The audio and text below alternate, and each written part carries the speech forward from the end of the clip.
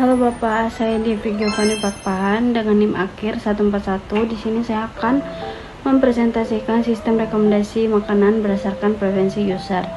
Nah, di sini saya akan langsung ke latar belakang. Nah, di latar belakang dari sistem rekomendasi makanan berdasarkan preferensi user ini adalah ada 3, yaitu masalah, solusi, dan pendekatan. Nah, di masalah itu, banyaknya pilihan menu makanan seringkali membuat pengguna mengalami decision fatigue atau bisa disebut kebingungan dalam memilih makanan. Nah, solusinya itu dibutuhkan sistem yang dapat memberikan saran makanan bukan hanya berdasarkan kategori, tetapi juga berdasarkan profil rasa yang diinginkan pengguna saat itu. Nah, pendekatan yang dimaksud itu adalah menggunakan preferensi rasa seperti pedas, gurih, asin, manis, dan asam, yang dimana itu sebagai input utamanya untuk membuat sistem yang kita butuhkan itu tepat berdasarkan profil rasa yang diinginkan oleh pengguna. Nah, lalu di sini ada arsitektur sistem atau teknologi.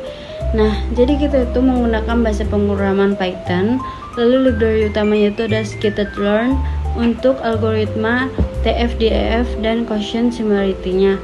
Nah, lalu kita pakai NumPy untuk pengelolaan vektor matematikanya, lalu kita menggunakan Tintr untuk pembuatan antarmuka grafis atau yang bisa disebut GUI, lalu JSON sebagai format penyimpanan dataset makanannya. Sekian, selanjutnya akan dilanjutkan oleh teman saya. Terima kasih. Halo, perkenalkan nama saya Ismiati Nur Aulia dengan NIM 23531413. Baik, di sini saya akan menjelaskan algoritma apa aja sih yang digunakan dalam aplikasi tersebut. Algoritma pertama yang digunakan adalah quotient similarity. Jadi metode ini itu digunakan untuk mengukur tingkat kemiripan antara preferensi rasa pengguna dengan profil rasa setiap makanan yang ada pada dataset. Jadi pada slide ini dapat dilihat rumus quotient similarity yang digunakan.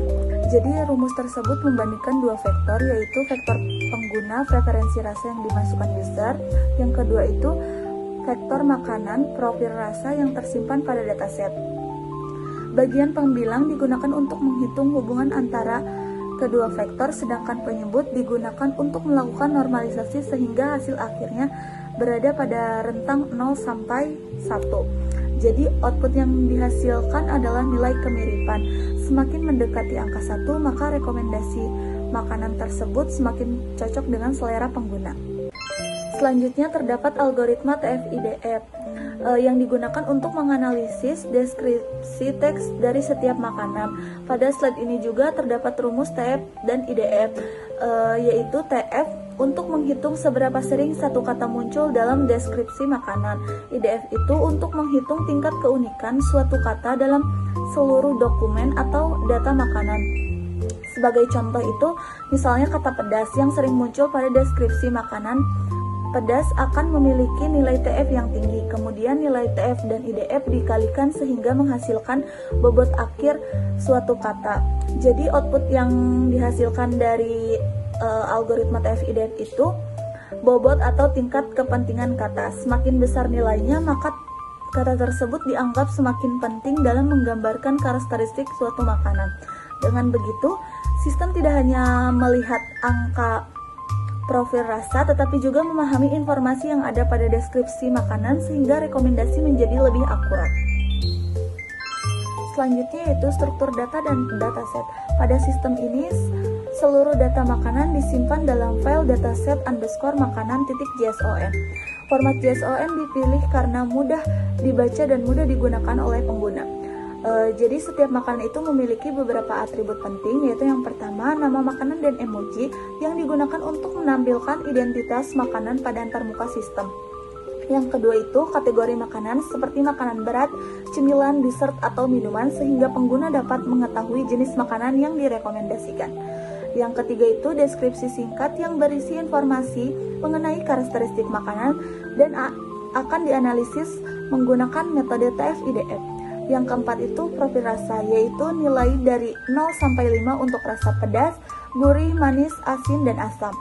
Jadi ketika pengguna memasukkan preferensi rasa melalui slider pada aplikasi, sistem akan membentuk vektor preferensi pengguna. Selanjutnya, vektor tersebut dibandingkan dengan profil rasa seluruh makanan menggunakan algoritma quotient similarity untuk mencari tingkat kecocokan tertinggi.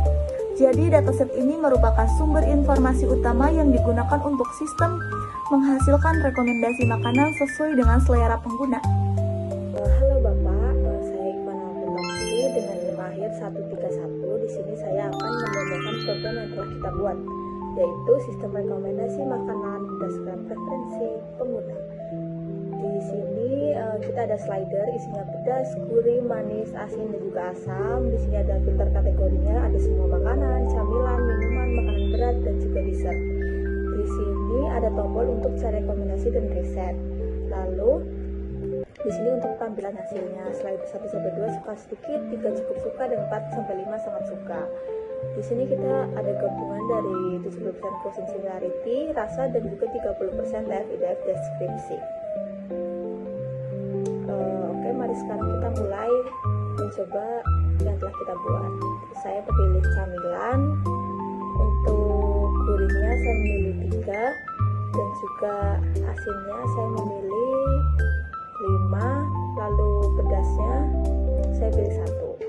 Di sini saya akan klik cari rekomendasi, dan ya yang keluar ada 12 makanan camilan khususnya. Di sini ada yang paling atas keripik singkong dengan nilai pedasnya 2, gurihnya 4, dan juga asinnya 4. Di sini juga ada deskripsi makanannya.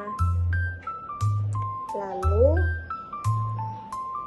di sini juga ada rasanya 95%, deskripsinya 13%, dan juga finalnya ada di 71%. Nah, di sini ada skor finalnya 71%. Di bawahnya juga ada tahu bulat dan lain-lain. Sekarang kita riset. Kita akan cari lagi makanan lain. Sekarang saya pilih manisnya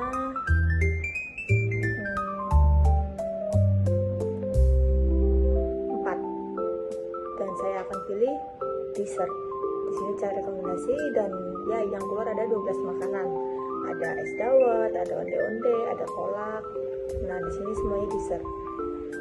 Nah, begitulah demo program yang telah kami buat. Terima kasih. Jadi kesimpulannya, program ini berhasil mengimplementasikan sistem rekomendasi yang personal dan juga akurat. Penggunaan content-based filtering sangat efektif untuk kasus di mana data riwayat transaksi pengguna belum tersedia. Lalu kombinasi quotient similarity dan juga TF-IDF itu memberikan hasil yang lebih relevan dibandingkan hanya menggunakan satu metode. Sekian.